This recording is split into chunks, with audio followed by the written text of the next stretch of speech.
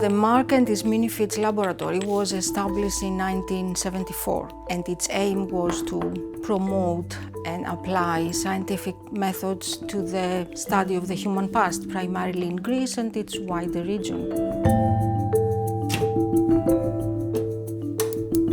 The lab today can host research in different fields of science-based archaeology, such as zooarchaeology, human osteology, archaeobotany, geophysical prospection and soil micromorphology, but it has been primarily developed into an international center for ceramic studies.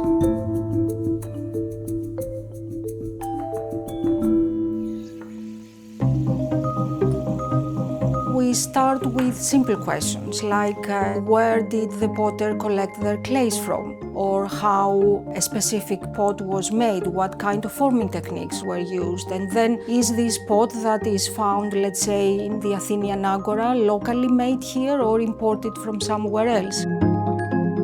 And these answers gives us information that help us understand more complex issues like craft production organization, trade, mobility of goods, mobility of people, cultural identities of producers and consumers.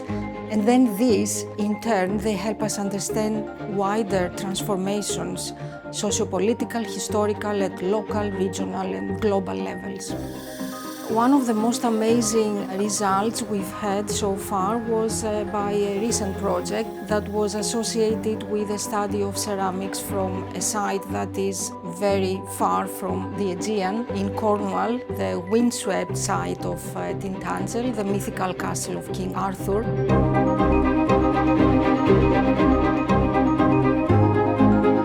Realized that more than 90% of this material was indeed from the Mediterranean and mostly from the Aegean and the East Mediterranean, so the early Byzantine Empire.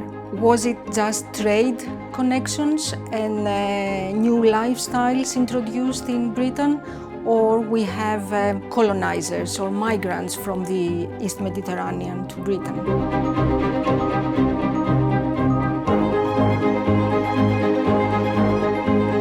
In the case of seeds, it is really amazing the amount of information these tiny bits of carbonized material can give you about human life in the past.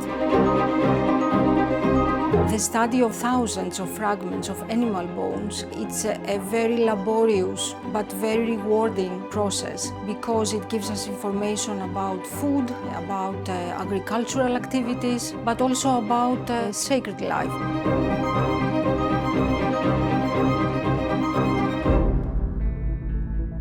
A lot of the excavations that are carried out across the country concern cemeteries. An important component of these cemeteries that was much neglected in the past is the study of human bones that can give us information about the individuals that were buried there, their life, what they ate, at what age they died, but also about the way they were buried.